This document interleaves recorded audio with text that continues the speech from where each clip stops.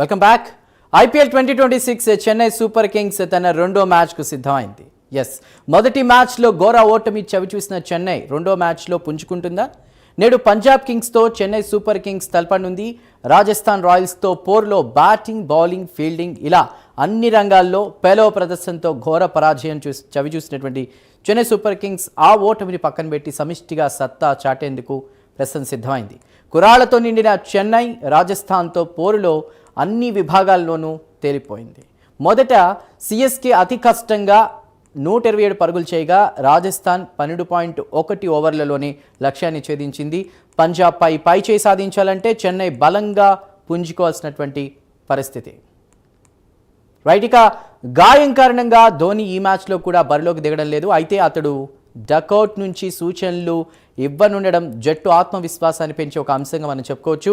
T20 world cup hero Sanju Samson పై భారీ అంచనాలుండగా కెప్టెన్ రుతురాజ్ గైక్వాడ్, ఆయుష్ మాత్రే, షార్ట్ శివం దూబే, అదేవిధంగా కార్తిక్ శర్మ కలిసి వీళ్ళంతా కూడా కలిసికట్టుగా కదం తొక్కాల్సినటువంటి అవసరం ఉంది.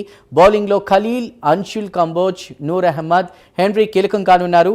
కార్తిక్ శర్మ లాంటి యువ బ్యాటర్ టోనీ సాగుతున్నటువంటి కొద్దీ కూడా మెరుగుపడతారని భావిస్తున్నారు. గాయం కారణంగా తొలి మ్యాచ్లో ఆడలేకపోయిన బ్రెవిస్ ఈ మ్యాచ్కు అందుబాటులో ఉంటాడా లేదా అన్న విషయంలో ఇప్పటి వరకు స్పష్టత లేదు.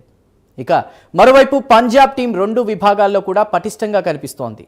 బ్యాటింగ్ లైనప్ భీకరంగా కనిపిస్తోంది. Bowling Harshdeep, Jansen, Xavier, Vyshak అదేవిధంగా చాహల్ వంటి వారితో పటిష్టంగా కనిపిస్తోంది. ఇక ఆసీస్ ప్లేయర్ కూపర్ అద్భుత ఫామ్లో ఉన్నాడు. గత మ్యాచ్లో ఒంటరిగా మ్యాచ్ గెలిపించాడు. Captain Shreyas, Priyansh Arya, Prabhsimran, Nehal, Shashank, Stoinis, Jansen రాణించాల్సింది. చెన్నై పిచ్ బ్యాటింగ్ అనుకూలించే అవకాశం ఉంది. మ్యాచ్కు వర్ష సూచన కూడా లేదు. ఐపీఎల్లో ఇప్పటి వరకు చెన్నై, పంజాబ్ మధ్య 32 మ్యాచ్లు జరిగాయి. ఇక ఇవాల్టి మ్యాచ్కి సంబంధించిన కీలక అప్డేట్స్ అన్ని కూడా మనం తీసుకునే ప్రయత్నం చేద్దాం. ఇరు జట్లు చెరో 16 మ్యాచ్ల్లో గెలిచి ప్రస్తుతం సమంగా ఉన్నాయి. పంజాబ్పై చెన్నై అత్యధిక స్కోర్ 240 కాగా అత్యల్ప స్కోర్ 120. చెన్నైపై పంజాబ్ అత్యధిక స్కోర్ 231 కాగా అత్యల్ప స్కోర్ 92గా ఉంది.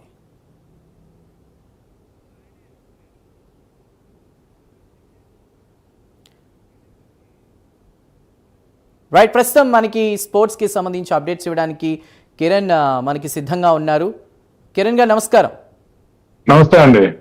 ఇవాళ మ్యాచ్ ఎలా ఉండబోతుంది? చెన్నై వర్సెస్ పంజాబ్. సో ఎవరు ఎక్కువ స్కోర్ చేసే అవకాశం ఉంది? పిచ్ ఎవరికి అనుకూలంగా ఉండే అవకాశం ఉంది? శాంసన్ మీదే అందరూ కూడా ఆశలు పెట్టుకునేటువంటి పరిస్థితి. ఖచ్చితంగా మీరు చెప్పిన మాట 100% వాస్తవం. ఎందుకంటే ఇప్పుడు చెన్నై ఆల్రెడీ ఓటమితో ముందుకు వస్తోంది. అదే పంజాబ్ గెలుపుతో ధైర్యంగా ముందుకు వస్తుంది. కాకపోతే చెన్నైకి అడ్వాంటేజ్ ఏమిటంటే హోమ్ గ్రౌండ్ లో ఇంకా చెన్నైకి ఉన్నటువంటి ఆదరణ, ప్రజల యొక్క, ప్రేక్షకుల యొక్క ఆదరణ అంతా ఇంత మరి ఏ జట్టుకు ఉండదు. చెన్నైకి ఉన్నంతగా ఏ జట్టుకు ఉండదు. అట్లాంటి దీంట్లో చెన్నై ఇప్పటికీ ఆ గ్రౌండ్ లో 70 పైగా మ్యాచ్లు ఆడింది. 68% విజయాలు నమోదు చేసుకున్నది చెన్నై. ఫస్ట్ బ్యాటింగ్ లోనే ఎక్కువ విజయాలు ఉన్నాయి చెన్నైకి. కాబట్టి ఖచ్చితంగా వాళ్ళు ఫస్ట్ బ్యాటింగ్ చేయడానికి ఇష్టపడతారు. Chennai first batting percentage, win percentage ఎక్కువ ఉంది గ్రౌండ్ పరంగా చూసుకున్నా. కానీ ఈ పిక్చర్స్ లో ఏమన్నా అంటే మళ్ళీ ఏమన్నా రోలింగ్ చేయడాలు ఇట్లాంటివి, గ్రాస్, దాన్ని బట్టి కూడా ఆధారపడి ఉంటది ఏం చేస్తారు అనేది. ఖచ్చితంగా ఫస్ట్ బ్యాటింగ్ అయితే మాత్రం భారీ స్కోరు ఈజీగా 200, 190 నుంచి ఒక 220, 180, 220 మధ్యలో అంటే మంచి రసవత్తరంగా ఉంటది.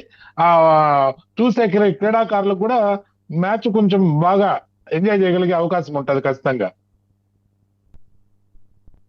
అంటే బౌలింగ్, ఫీల్డింగ్ ఇలా అన్ని రంగాల్లో కూడా పేలవ ప్రదర్శన చూసాం. గతంలో ఘోర పరాజయం చూసాం సూపర్ కింగ్స్ నుంచి. ఈ రోజు వాళ్ళు కూడా ఒకటే చెప్తున్నారు, ఎక్కువ మమ్మల్ని ప్రెషర్ చేయకండి అంటూ కూడా. బట్ ఈ రోజు కూడా ధోని ఇస్తున్నటువంటి సపోర్ట్కి సంబంధించి చూసినా కూడా ఏవైనా అద్భుత ప్రదర్శన చేసే అవకాశం ఉందని అనుకోవచ్చా? ఖచ్చితంగా అండి. ఇక్కడ ప్లేయర్స్ కి నేను అంటే చెప్పడం ఏమంటే ప్రెజర్ ఎక్కువ ఇవ్వకండి. ప్రెజర్ ఒకసారి కపిల్ దేవ్ గారు అంటారండి, ప్రెజర్ ఏంటి, మీరు దాన్ని ప్లెజర్ గా తీసుకోవాలా అంటాడు. ప్రెజర్ కి తేడా తెలియకుండా వెళ్ళిపోయింది. ఎందుకంటే ఇప్పటికి దాదాపు 18 సీజన్లు అయిపోయింది. ఇది 19వ సీజన్. ఇన్ని సీజన్లుగా ఒక జట్టు మ్యాచ్లు ఆడుతూ ఉండి ఇంకా ప్రెజర్ ఫీల్ అవుతున్నాము అని అంటే ఇంక దీనికి పైన ఇంకేం లేదు క్రికెట్ ఆడడానికి. ఇదే టాప్ క్రికెట్ ఆడుతున్నారు. దీంట్లో పర్ఫార్మెన్స్ చేస్తే ఇండియన్ టీంలోకి వెళ్తారు ప్రశాంతంగా. ప్రెజర్ ఫీల్ కాకుండా ప్లెజర్ ఫీల్ అవ్వాలి. ఎవరైనా సరే ఎప్పుడైతే ప్లెజర్ ఫీల్ అవుతారో అప్పుడు ఖచ్చితంగా మంచి పర్ఫార్మెన్స్ ఉంటుంది. మనం గత T20లో చూడండి, మన శ్రేయస్ అయ్యర్, మన సంజు శాంసన్ లాస్ట్ అంటే మన T20 వరల్డ్ కప్ గెలవడానికి కారకుడు అయ్యాడు. ఎందుకంటే తను ఆస్వాదించాడు గేమ్ ని, ప్లెజర్ గా కంబ్యాక్ తీసుకున్నాడు, ఇచ్చి ప్రెజర్ గా తీసుకోవాలా. ప్లేయర్ ఆఫ్ ద టోర్నీగా అయినటువంటి ఇదే కాబట్టి ఒక్కసారి పంజాబ్ పై లాస్ట్ మ్యాచ్ లో సంజు శాంసన్ ఆడిన విధానం చూడండి. అదే దానికి ముందు 3 మ్యాచెస్ T20లో ఏ విధంగా అంటే వరల్డ్ కప్ లాంటి టాప్ ప్రెజర్ ఏదైతే ఉంటుందో దాన్ని సునాయాసంగా బయటకు వచ్చినటువంటి మన సంజు శాంసన్ ఈ ఐపీఎల్కి వచ్చేసరికి ఫస్ట్ మ్యాచ్ ప్రెజర్ అవుతున్నాడు అని అంటే ఒక్కసారి యాజమాన్యం కూడా, జట్టు యాజమాన్యం ఎవరైతే డబ్బులు వెచ్చించి జట్టును కొన్నారో వాళ్ళు కూడా ఆలోచించాలి. నిన్న కూడా మనం చూసాము, మన పంత్ అండ్ గోయం గారు వాళ్ళు మాట్లాడుతున్న విధానం మనం వైరల్ కూడా అవుతాంది. చాలా సీరియస్ గా మాట్లాడాడు. గతంలో రాహుల్ తో కూడా అలాగే, కేఎల్ రాహుల్ తో కూడా అలాగే మాట్లాడాడు, ఇప్పుడు పంత్తో కూడా అలాగే మాట్లాడాడు అని. ఇక్కడ ఎప్పుడైనా సరే ప్లేయర్ అనే అతను ప్రజెన్స్ ఆఫ్ మైండ్ లో ఉండాలి. టెన్షన్ లో ఉంటే cricket the fastest game in world లో ఉన్న గేమ్స్ లో కల్లా ఫాస్టెస్ట్ గేమ్ కాబట్టి అట్లా కన్నురెప్ప ఆర్చి తీసే లోపల బాల్ బౌలర్ చేతిలో నుంచి డెలివరీ అయ్యి కీపర్ చేతిలోకి వెళ్ళిపోతుంది. ఆ లోపల బ్యాట్స్మెన్ డెసిషన్ తీసుకొని ఎక్కడ కొట్టాలనే డెసిషన్ తీసుకోవాలి. 0.4 to 0.6 seconds లో బాల్ డెలివరీ వెళ్ళిపోతుందండి. 130-140 కిలోమీటర్స్ డెలివరీ వస్తుందంటే అప్పుడు ప్రెజర్ ఫీలింగ్ లో ఉంటే కనుక బ్యాట్స్మెన్ తను ముందుగా అనుకున్న షాట్ ఆడతాడే కానీ బంతి వచ్చిన విధానంలో షాట్ ఆడు. కాబట్టి ప్రతి టీం ఏం చేయాలంటే ప్రెజర్ ఫీల్ కాకుండా ప్లెజర్ గా తీసుకోవడానికి ఒక మానసిక నిపుణులు టీంలో అటాచ్ చేయాలండి. మరో ప్రశ్న, అంటే కంబ్యాక్ ఇచ్చినటువంటి స్టేడియం ఇది కాబట్టి అలాంటి ఒక పర్ఫార్మెన్స్నే మళ్ళీ చూపిస్తాడా? ఎందుకంటే గత మ్యాచ్లో రాజస్థాన్తో పోర్లో కూడా కొద్దిగా ఏమన్నా తడబడ్డారేమో అనుకున్నారు. బట్ అలాంటి కంబ్యాక్ గతంలో వరల్డ్ కప్ టోర్నీకి సంబంధించి ప్లేయర్ ఆఫ్ ద టోర్నీగా ఉన్నారు కాబట్టి ఇవాళ వెంటనే వచ్చి రాగానే విజృంభించకుండా ఒక బంతుల్ని గమనించి తర్వాత కొంచెం విజృంభించాల్సినటువంటి అవసరం ఎంతైనా ఉందనుకోవచ్చా? ఖచ్చితంగా. ఎందుకురా అంటే నేను అందుకే ఉదాహరణ కూడా చెప్పాను లాస్ట్ వరల్డ్ కప్ అని. Sanju Samsung last world cup లో అతన్ని ఏం చెప్పారో తెలియదు కానీ వచ్చినప్పుడు ఫస్ట్ బాల్ సెకండ్ బాల్ నుంచి అటాక్ చేయడం మొదలు పెట్టాడు. వరల్డ్ కప్ లాంటి దాంట్లోనే అటాకింగ్ తోనే అంటే కంటిన్యూగా ఫెయిల్యూర్స్ ఉన్నటువంటి సంజు శాంసన్ అటాకింగ్ తో మొదలు పెట్టి కంజుగేటివ్ 3 సక్సెస్ సాధించాడు, కప్పు సాధించాడు. అలాంటిది ఐపీఎల్ అనేది వరల్డ్ కప్ కన్నా సెకండ్ స్టేజ్ లో ఉన్నది లీగ్ ఇది. ఈ లీగ్ లో తను మళ్ళీ అదే ప్రెజర్ లోకి వెళ్తున్నాడు అని అంటే ఖచ్చితంగా ప్రతి ప్లేయర్ తన మానసిక స్థితిని పరీక్షించుకోవాలి. ఏ విధమైనటువంటి మైండ్ సెట్ తో, ఏ విధమైనటువంటి మనం టెన్షన్ తో లోపల కాలు పెడుతున్న మైదానంలోకి, మనం ఎక్కడ ఏ గ్రౌండ్ లో కాలు పెట్టినా కానీ మనం ఆడేది క్రికెట్ 11 మందే కాబట్టి ఎక్కడ పోయినా అదే బంతి, మనిషి మీదకి రాడు, బంతే వస్తుంది. మనం అబ్జర్వ్ చేయగలగాలి. ప్లెజర్ తీసుకున్నప్పుడే, ప్రెజెన్స్ ఆఫ్ మైండ్ లో ఉన్నప్పుడే. సచిన్ టెండూల్కర్ దీనికి ఒక మంచి మాట చెప్తాడండి. అందుకే గురువు అంటారు సచిన్ టెండూల్కర్ ని. ఏమంటాడు సార్, మీరు ముందుగానే ఎలా డిసైడ్ అవుతారు సార్ బాల్ ని అంత సునాయాసంగా కొట్టగలుగుతారా అంటే, నేను ఏ బాల్ డిసైడ్ అవ్వను, బాల్ ఏ విధంగా వస్తే దాని ప్రకారమే నేను ఆడతాను అని అంటాడు. అంటే ప్రీ మైండెడ్ షాట్స్ ఎప్పుడు కూడా ఫ్రీగా ఎప్పుడు కూడా సచిన్ ఉండడు. ఎప్పుడైతే బౌలర్ డెలివరీ చేస్తాడో ఆ బాల్ వచ్చే విధానం బట్టే తన యొక్క ఆట తీరు అనేది ఉంటది. ఇది సచిన్ దగ్గర నుంచి నేర్చుకోవాల్సినటువంటి విధానం. కానీ ఇప్పుడు మనం ప్రీ మైండెడ్ తో చాలా మంది అంటే కమర్షియల్ క్రికెట్, ఇది క్రికెట్ కూడా commercial cricket, commercial shots, normal shots. Kiran గారు ఫైనల్ గా ఒక క్వశ్చన్, అంటే యూత్ అంతా ఉన్న సిఎస్కే విషయంలో బ్యాటింగ్ విషయంగా చూసుకున్నా కూడా స్ట్రాంగ్ గానే ఉంది. పంజాబ్ని కూడా శ్రేయస్ నాయకత్వంలో వాళ్ళ టీం కూడా స్ట్రాంగ్ గానే ఉంది. ఒకవేళ తొలిత బ్యాటింగ్ తీసుకుంటే 220 పైగా స్కోర్ చేస్తే, 220 ఆ పైగా స్కోర్ చేస్తే గెలుపు అవకాశాలు ఎక్కువగా ఉంటాయని అనుకోవచ్చా? ఖచ్చితంగా సార్. 200+ దాటిందంటే ఆ టీం ఖచ్చితంగా గెలుస్తుంది. 200+ తీసుకునిందిరా అంటే నాకు తెలిసి ఈ గ్రౌండ్ లో ఇప్పటి వరకు 25 సంథింగ్ 200+ స్కోర్లు పడ్డాయి. దాంట్లో 200 స్కోర్ కొట్టి ఓడిపోయింది 2-3 మ్యాచ్లు మాత్రమే. దానికి మిగతా అన్ని కూడా ఫస్ట్ బ్యాటింగ్ చేసి 200 కొట్టిన వాళ్ళే గెలిచారు. 200+ స్కోర్ అనగానే మానసికమైనటువంటి ఆధిపత్యం ఒకటి వచ్చేస్తుంది.